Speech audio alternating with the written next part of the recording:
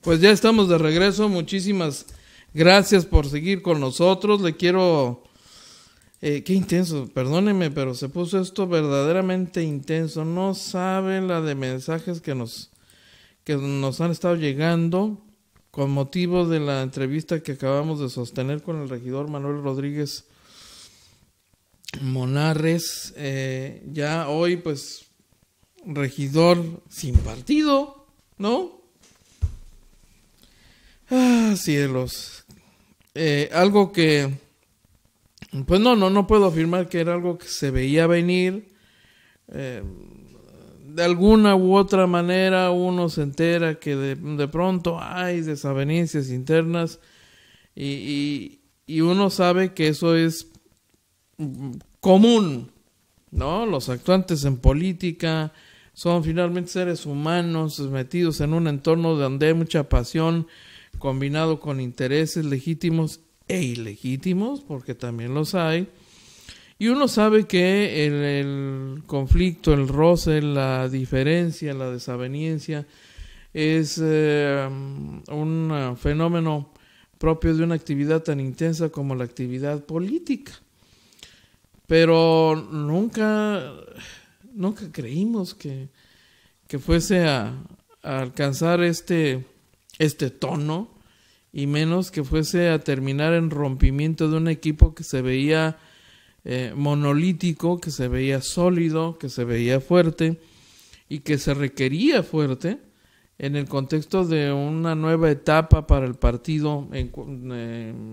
Bueno, transformemos, pues, porque como le alcanzamos a comentar hace un instante, justo hace un momento, el Consejo General del Instituto Estatal Electoral acaba de aprobar en su sesión en el pleno de su sesión de consejo la existencia, el reconocimiento al partido Transformemos. Es decir, oficialmente, desde hace unos minutos, el partido Transformemos ya es un partido local, ya existe formalmente.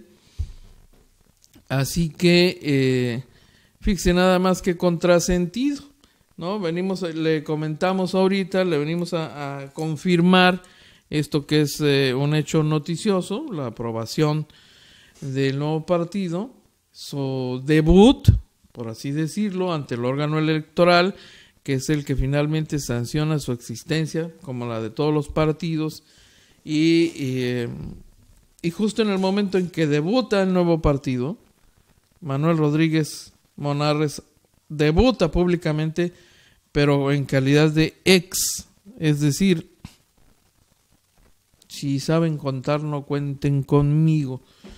Y esto va a tener consecuencias de imagen para el partido, seguramente. Termina de debilitar un propósito, un proyecto, les abre un boquete, por supuesto que sí. Independientemente de lo que vayan a declarar en su momento, tanto Luis Moreno como la dirigente estatal de ese partido, evidentemente les abre un boquete. Sobre todo porque el momento de Transformemos viene justamente después de la elección federal, cuando ya entramos al escenario local. Extraoficialmente ya han venido trabajando desde hace meses en el proyecto 2019. Formalmente el proceso electoral 2019 arranca en 2018, pero en septiembre. El marco jurídico que habrá de regular el proceso electoral 2019 terminó de aprobarse justamente poco antes del día 10 de junio, la fecha, el plazo dentro del plazo límite para aprobar el marco legal y por supuesto las condiciones en las que se podrá competir electoralmente en Baja California el próximo año.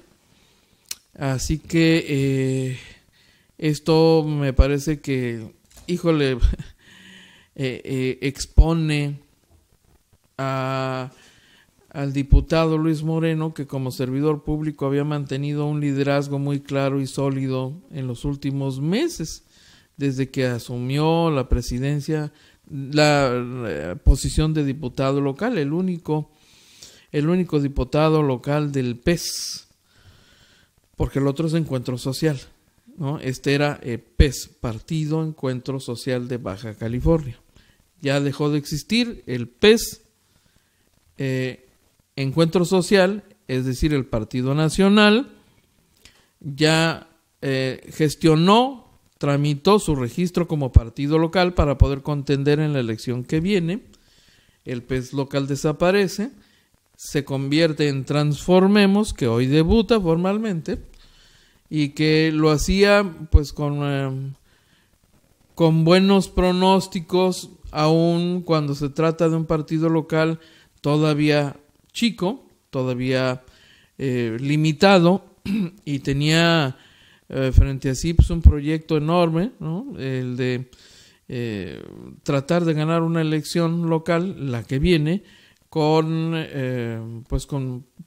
muy poca estructura. No es mucho lo que puede tener este nuevo partido todavía. Hay que recordar que en buena medida la fortaleza de ese partido, cuando era PES local, se generó a partir de la adhesión de miles de ciudadanos que creyeron en la persona de Julián Leizaola Pérez.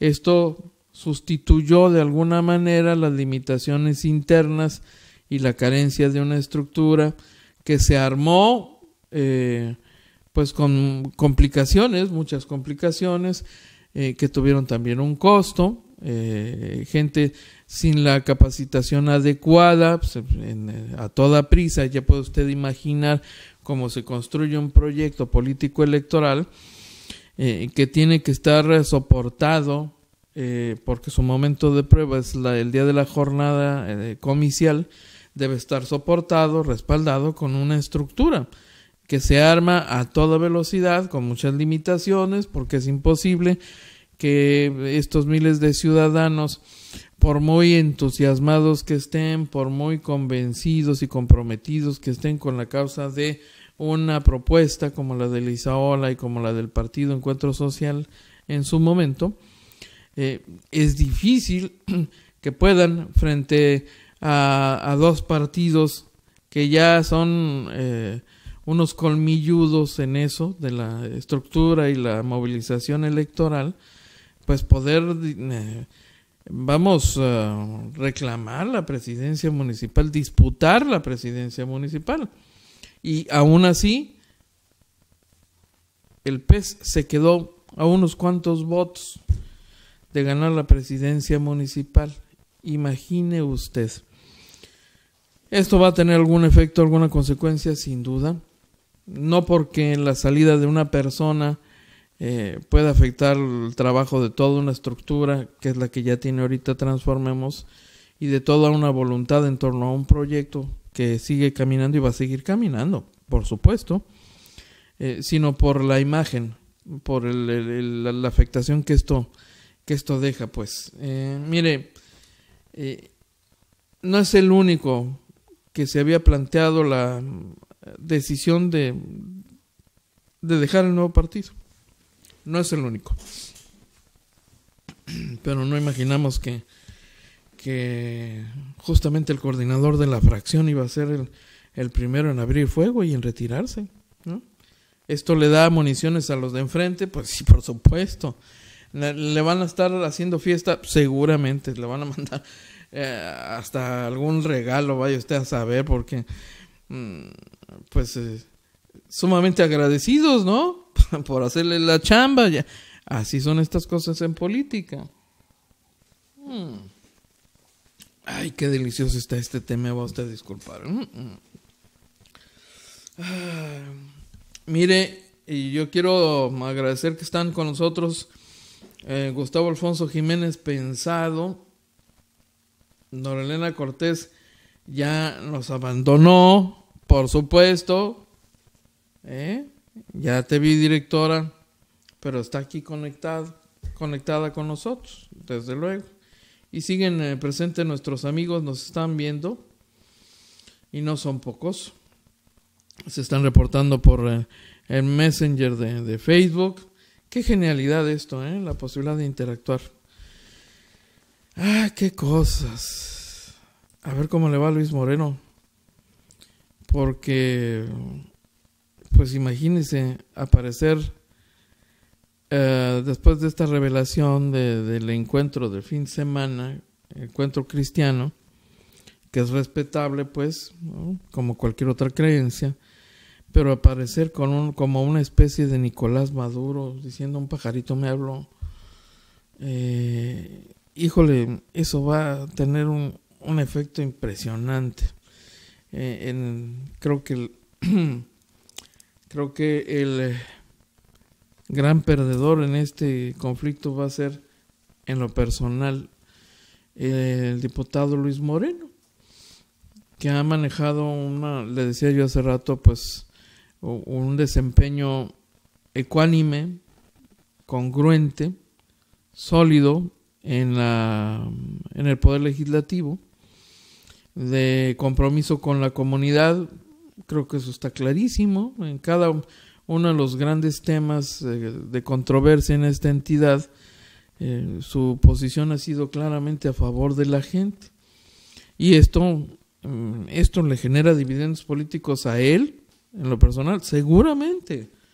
Luis Moreno me parece que se encamina claramente a la posibilidad de ser candidato a gobernador de Transformemos, por decir por mencionar, por citar una posibilidad. Así que, caray, qué cosas, qué cosas. Pero bueno, pasemos a otro asunto. Qué interesante es todo esto.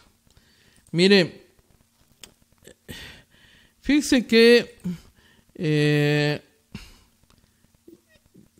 con la posible llegada de Andrés Manuel López Obrador al poder, y hablo de posible porque ya sabe usted que nunca puede decir este arroz ya se coció, aunque aparentemente el más convencido de que ese arroz ya se coció, pues es él, ¿no? Pero empiezan a surgir y con mayor fuerza denuncias de corrupción en torno a la administración que se va. En el caso de los manejos del propio José Antonio Meade, bueno, pues está el tema de etileno 21, un asunto que sugiere corrupción con la participación e involucramiento de José Antonio Meade. Fíjese que José Antonio Meade aparece ligado al caso de etileno 21, que ya obra en poder de la Procuraduría General de la República, pues en forma de una denuncia con todas las formalidades del caso. Etileno 21 es un nuevo frente que de cara a lo que resta del proceso electoral, y esa es la apuesta del PAN, podría tener algún efecto. El señor José Antonio Meade no puede objetar que no sabía que subía los impuestos para beneficiar a una empresa que afectaría el consumo de los mexicanos, y que aparece implicado directamente en esa trama porque supo directamente de razones técnicas y económicas para no dejar en esos términos un contrato que claramente le iba a hacer daño al país. Esencialmente es lo que se ha venido planteando. Es un funcionario que, como ustedes saben, sirvió a más de una administración, y entonces esto sería un caso adicional de desfalco, desfalco transeccional le llaman algunos, ¿no? Que se suma a otros asuntos y a otras denuncias de corrupción, como lo de la estafa maestra, como el caso de Odebrecht, como el caso de la Casa Blanca, que ya a estas alturas ya quedó reducido a un asuntillo ahí de menor cuantía, pero que, híjole, podría alcanzar a afectarle a José Antonio Meade en términos electorales. Le insisto, este trabajo de investigación que ya ha estado circulando desde hace algunos cuantos días estaría evidenciando pues la presunta honestidad de José Antonio Meade, poniéndola en evidencia, en entredicho, mejor dicho, ¿no? En entredicho, la supuesta honestidad de José Antonio Meade, como mínimo, como cómplice por omisión, ¿no? Porque pues mire usted, convenza a los millones de seguidores de López Obrador y a los millones de mexicanos que están hartos del PRI y que no quieren escuchar hablar del PRI, es más, ni siquiera para escuchar las razones que podrían tener más de algún actor para defenderse. Imposible. Convénzalos de que José Antonio Meade es inocente de todos estos asuntos controversiales, pues está un poquito en chino, cuesta arriba, y ponen en entredicho su propia bandera de honestidad personal en esto. Y del caso de Ricardo Anaya, bueno, pues ya ni se diga. La verdad es que su posición es cada vez más endeble, cada vez más complicada, y su futuro cada vez más incierto. Entonces, wow, como ya lo habíamos anticipado aquí, previsible que conforme se acercan la fecha final, pues inevitable que empezaran a surgir algunos otros asuntos con la intención de empujar la preferencia electoral para bajar a uno, subir a otro, aunque sea un poquito, ¿no?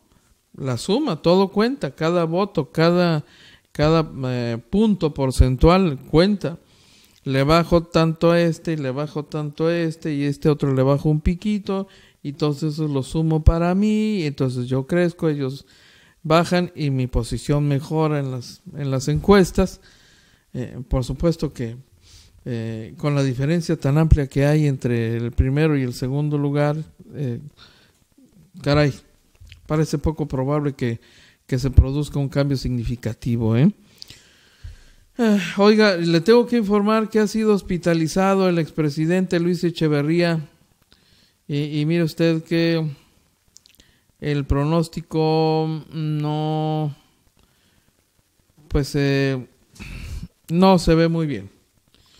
Luis Echeverría, el expresidente más viejo que tenemos vivo, está internado en el hospital ABC, que fue presidente de la República de 1970 a 1976, el primer presidente, por cierto, que me tocó ver en mis inicios hace 40 y tantos años, ¿no? Cuando vino a Tijuana a inaugurar el puente Independencia que está junto a Palacio Municipal, en uno de sus últimos actos como presidente de la República.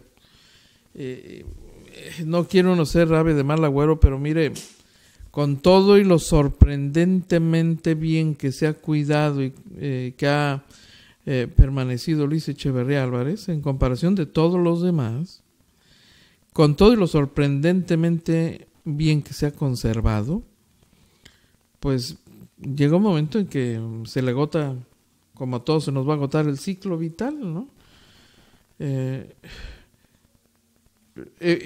Ciertamente la situación del presidente Luis Echeverría, expresidente, es una situación muy especial. Hay medidas de seguridad muy amplias en torno a la presencia de Echeverría en el hospital. Los accesos están muy controlados. en el edificio médico. Solo los familiares pueden entrar, pueden tener acceso a los detalles sobre la evolución médica de Luis Echeverría. No hay más información hasta este momento. Luis Echeverría había ingresado al hospital por un cuadro gripal y ya sabe usted, típicamente a esa edad un cuadro gripal puede ser mortal, ¿no? Se le convierte en neumonía, pero si en 3 patadas, por mucho que se cuide, y luego con un sistema inmunológico deprimido, pues hasta por razones de edad, es muy vulnerable un paciente, muy vulnerable a una infección oportunista, de las que frecuentemente se dan en las unidades hospitalarias. Muchas gentes mueren producto de un virus, de un bicho conseguido gratuitamente en un hospital. De ahí que, por ejemplo, usted haya escuchado comúnmente que no es recomendable que personas enfermas y niños visiten o permanezcan en un hospital porque son vulnerables, pues, por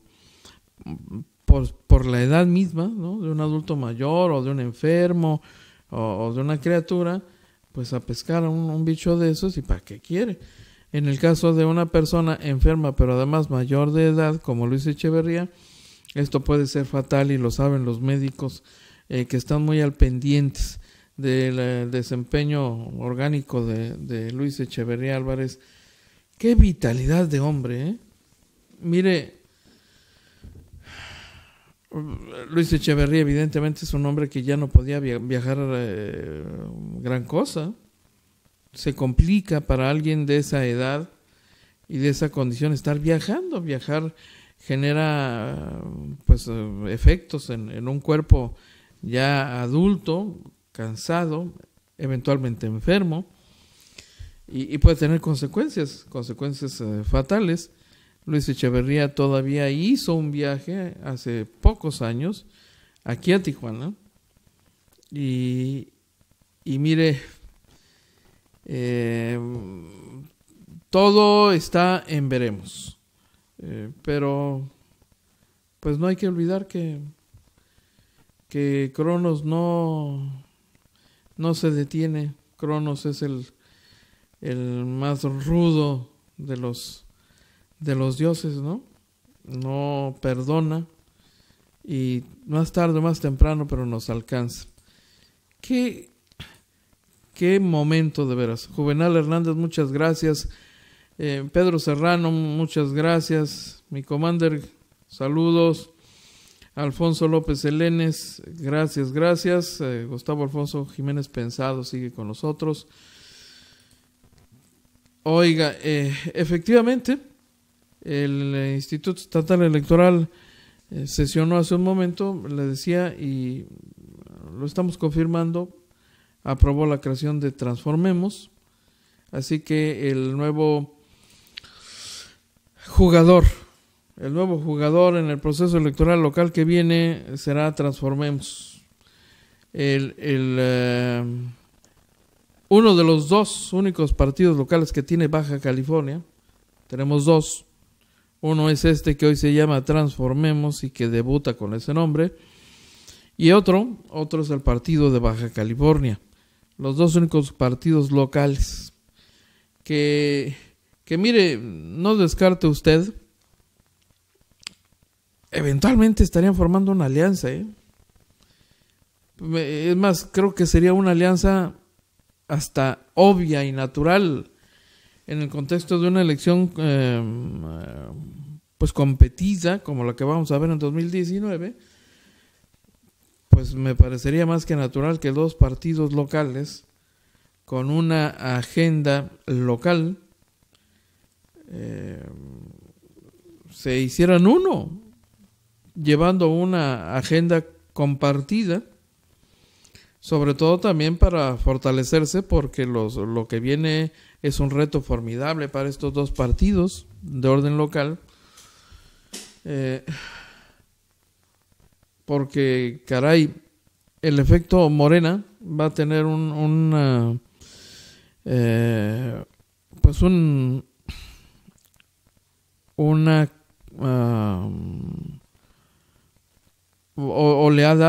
va a dar a Morena una solidez para competir localmente a la luz de las preferencias electorales que estamos viendo,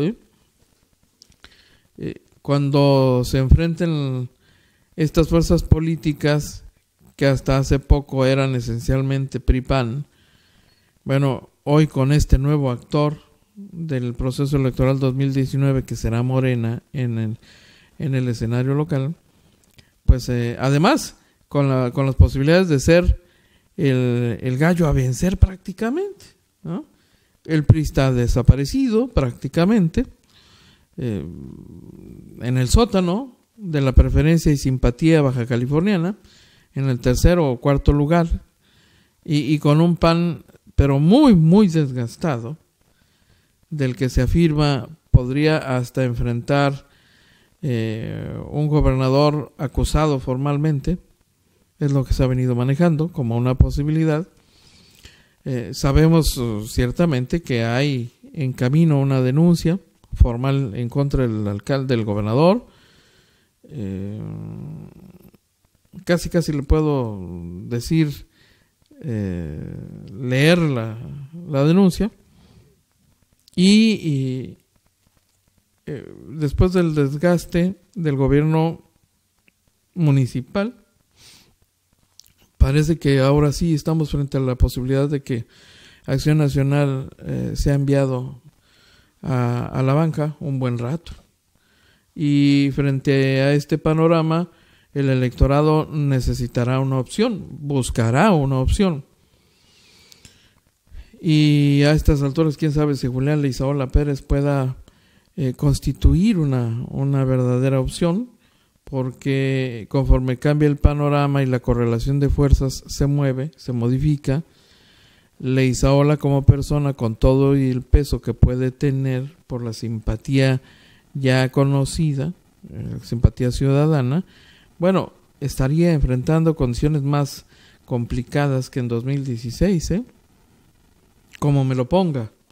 Aun cuando mucha gente haya dicho, no me importa lo que se dice de Leizaola, yo lo respaldo.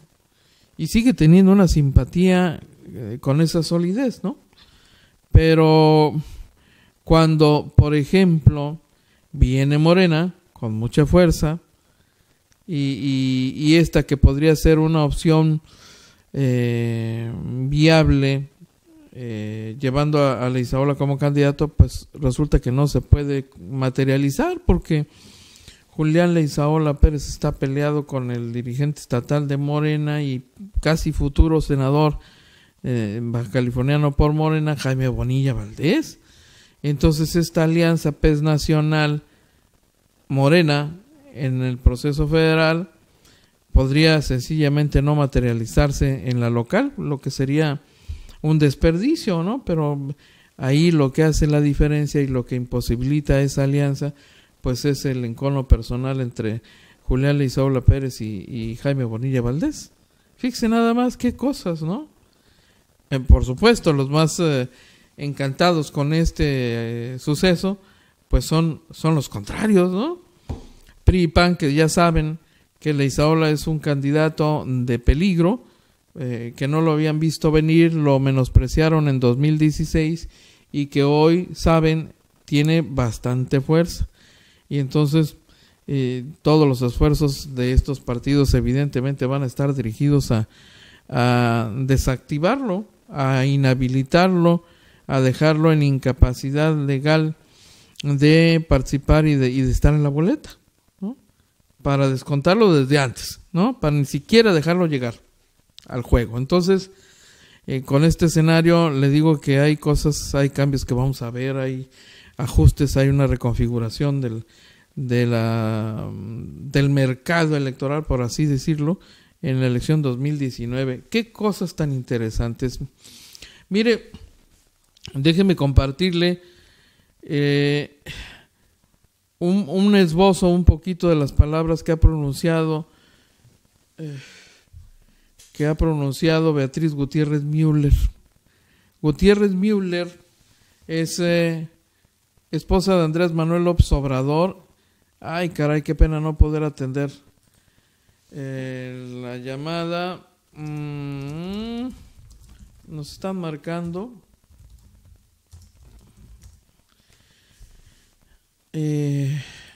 Esperemos que sea algo interesante, como lo de hace un momento. Dice Beatriz Gutiérrez Müller, esposa de Andrés Manuel López Obrador, que el nuevo presidente tendrá que tender la mano. Y es que mire,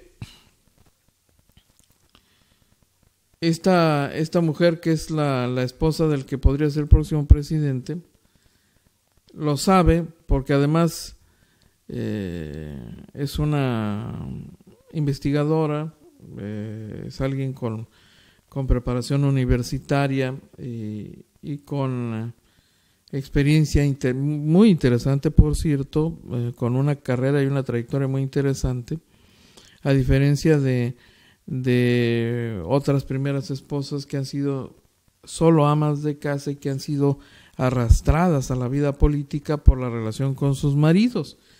Esta mujer entiende de temas políticos y sociales, tiene una visión, tiene una posición, y además una posición ideológica, y tiene una visión informada de muchas cosas y de muchos temas. No es solamente la esposa de Andrés Manuel López Obrador. Beatriz Gutiérrez Müller es alguien con identidad propia y con algunas ideas y planteamientos interesantes, que pues ha tenido un rol, si usted quiere, discretón en la campaña, pero en algunos momentos pues con sus intervenciones también claves, obviamente en apoyo a su marido. Y la afirmación de que el próximo presidente de la República deberá tender la mano es una afirmación que se suma a otras que se han venido planteando en los últimos días. Otros actores de la vida nacional empiezan ya a enviar mensajes a la población en el sentido de que hay que trabajar la unidad nacional, y es comprensible que esto hoy se promueva desde algunos espacios de Morena, ya a la luz de lo que parece ser una tendencia irreversible, ¿no? Un cambio de actitud en Morena, en una especie de preparación frente al nuevo escenario. Y esto es algo que se discute y que ya se ha venido planteando al interior de Morena. ¿Qué vamos a hacer ante el escenario de un posible triunfo? Empezar a pensar más que como oposición, como nuevo gobierno, como el nuevo responsable de la conducción política del país. Y entonces no son pocos los que al interior de Morena han estado planteando que en ese nuevo escenario que desde ahorita ya se prevé para el 1 de julio por la noche, el planteamiento y el discurso empiece a ser el discurso de, primero, por lo que hace López Obrador, el discurso de un presidente, el discurso del hombre que va a tener en sus manos la responsabilidad de cumplir todo lo que ofreció en campaña y de leer adecuada y correctamente el apoyo ciudadano y no irse con la finta de que está ganando porque es el más bonito o porque es el más honesto, sino porque un buen sector de la población le está entregando, lo está usando como instrumento para correr a unos, ¿no?, que ya no quieren el poder, y como instrumento para cambiar algunas cosas que ya no quieren. Entonces, esta discusión ya se está dando en Morena desde hace unos meses y se ha intensificado en la medida que se ve el crecimiento sostenido de López Obrador en las encuestas. Entonces, el discurso de la prudencia, el discurso del llamado a la unidad nacional, a la tranquilidad, también empieza a manifestarse a través de otras voces. Ayer veía justamente un mensaje, y yo creo que producción seguramente puede conseguirnos ese videomensaje del actor Diego Luna. Es un mensaje donde aborda justamente este punto.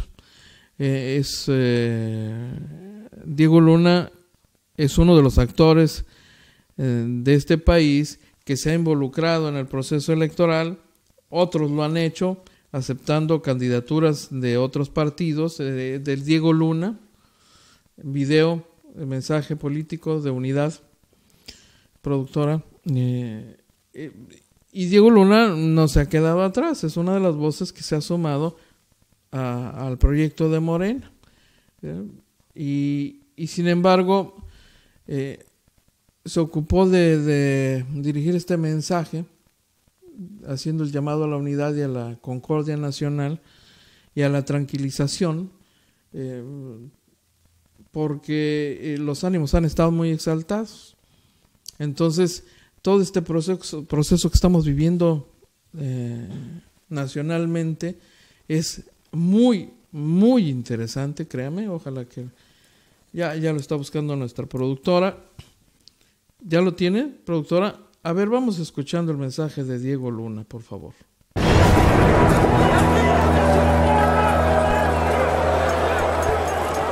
El miedo, la angustia, la rabia, la incertidumbre y la impotencia. Protestamos y nos golpean, es lo que pasa. Nos llevan a estados reactivos en donde todo se magnifica. Impiden la reflexión y el diálogo cruciales en los momentos de decisión colectiva.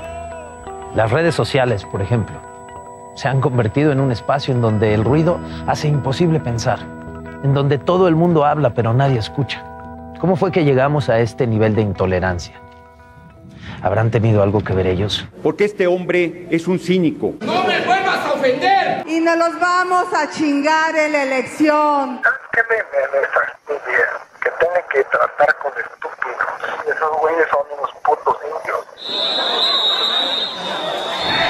Y en los medios de comunicación hay voces que amplifican esta violencia. Una gran carta a Santa Claus que es una mamada. Y no vamos a votar ni por el loco de López ni por el otro loco. Con esa política cobarde. ¿De cada manera que me cae en la punta de la pistola? Impericias, tonterías o pendejadas de Peña Nieto, de Aurelio Puño. No podemos seguir atizando la brasa de la discordia, y menos en un momento como el actual.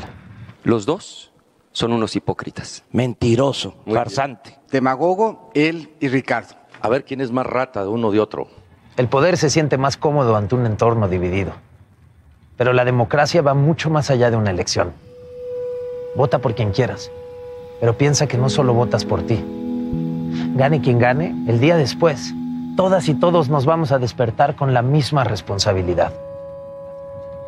La de contribuir al cambio que reclamamos. Luchemos por vivir en un México más justo, donde quepamos todas y todos, donde la conciliación y la empatía sean el hilo conductor de la sociedad.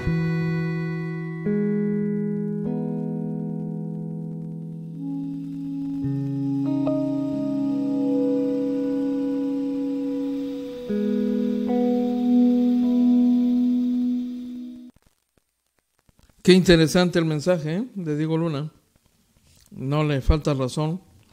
Y ese es justamente un escenario que ya, le digo, se empieza a discutir cada vez con mayor intensidad en la medida en que parece ya definido el próximo resultado electoral. Entonces, esto que plantea Diego Luna coincide con lo que le preguntaban a Beatriz, la esposa de Andrés Manuel López Obrador, y que en una entrevista, por cierto, reproducía un encuentro con una ciudadana que le decía: oiga, el encargo, ¿no?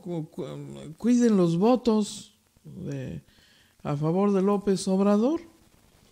Y es más o menos lo que le dijo una mujer, ¿no? Usted cuide el voto de los mexicanos para evitar que una vez más se roben la elección. Y entonces Beatriz Gutiérrez Müller le dijo a la mujer, le dijo: A ver, y le dijo, oiga, ¿por qué me pide a mí cuidar su voto? ¿No? Usted tiene que cuidar su voto, señora. Y al hacerlo está cuidando el mío y el de sus vecinos y el de los que viven en su sección electoral. Y eso no es más que un llamado a asumir la corresponsabilidad ciudadana. Un objetivo que parece que se ve complicado, no tan sencillo de asumir, de entender, porque implica una transformación de la visión cultural que tenemos en este país respecto de la relación de la sociedad frente y o hacia el gobierno, ¿no? Como si fuésemos dos entes distintos o separados, sin vinculación alguna. Entonces,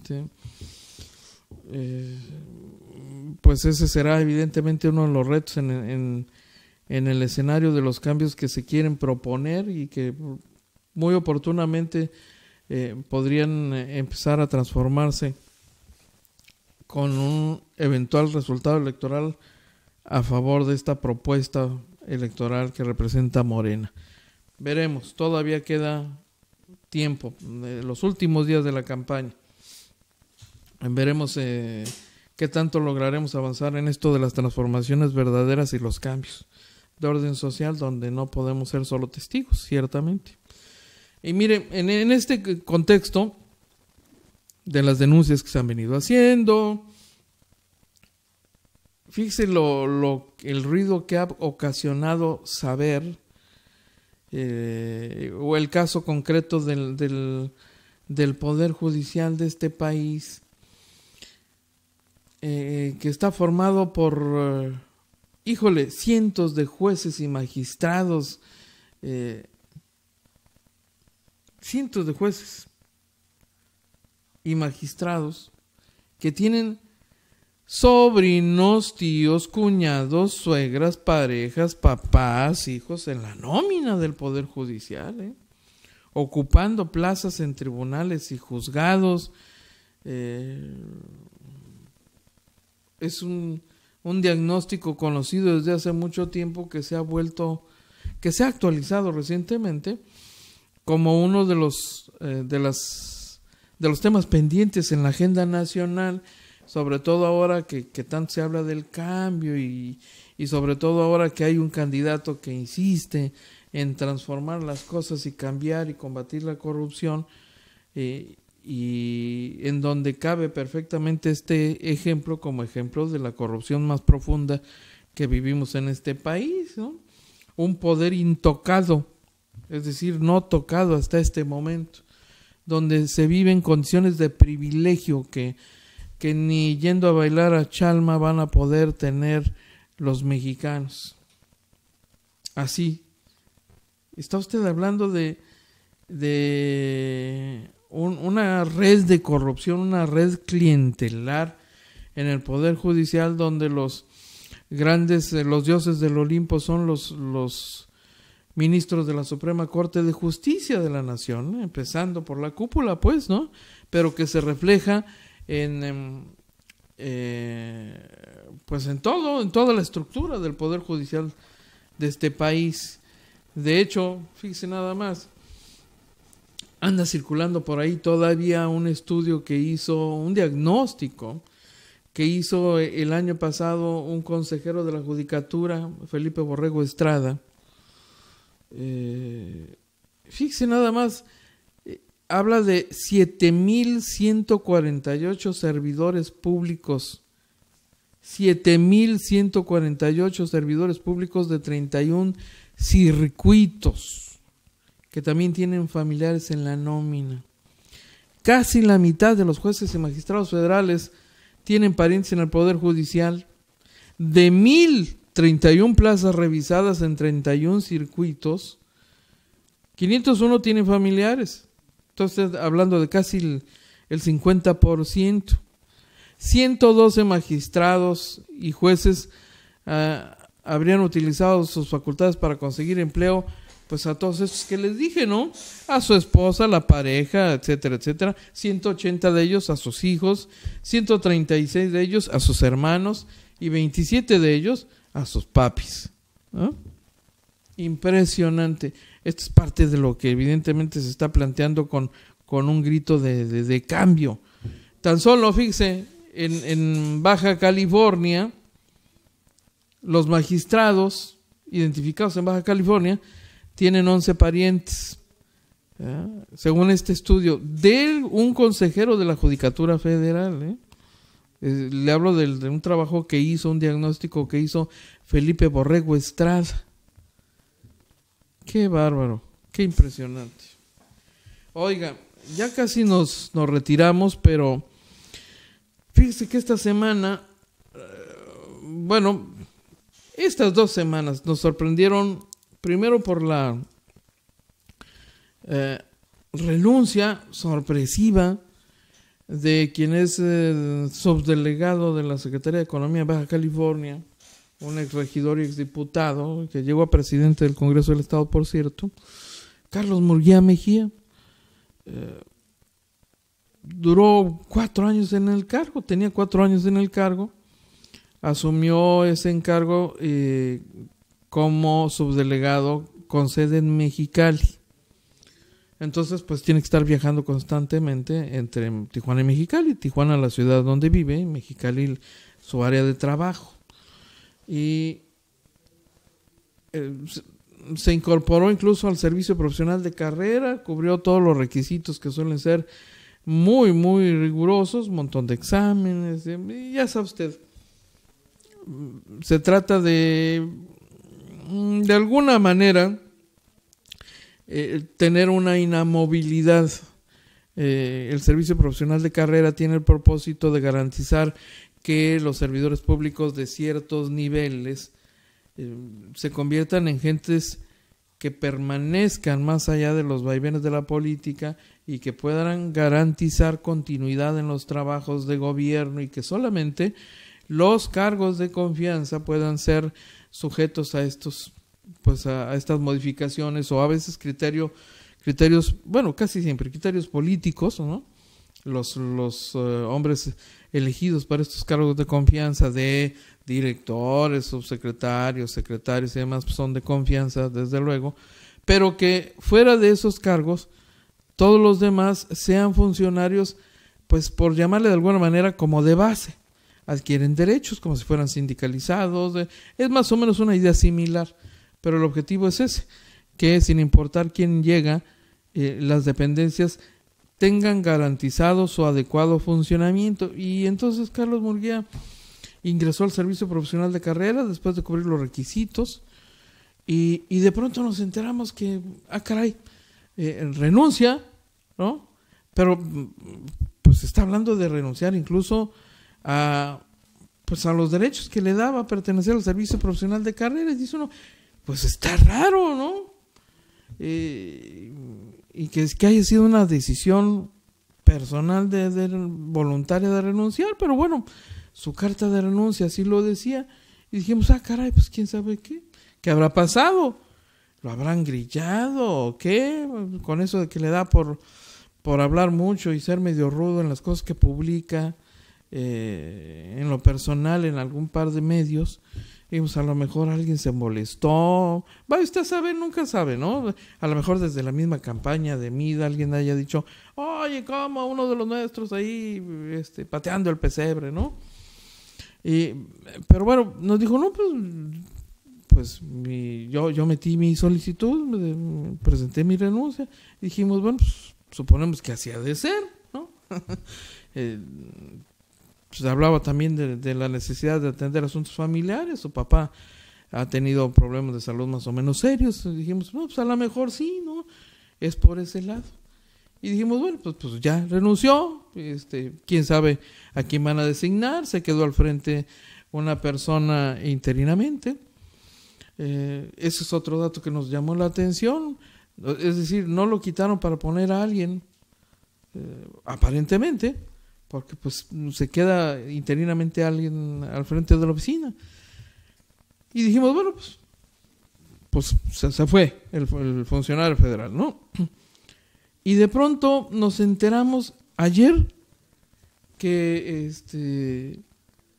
pues llegó a su oficina a despachar normalmente, en la subdelegación de Economía en Mexicali, y dijimos, caray, a ver cómo estuvo eso, ¿no?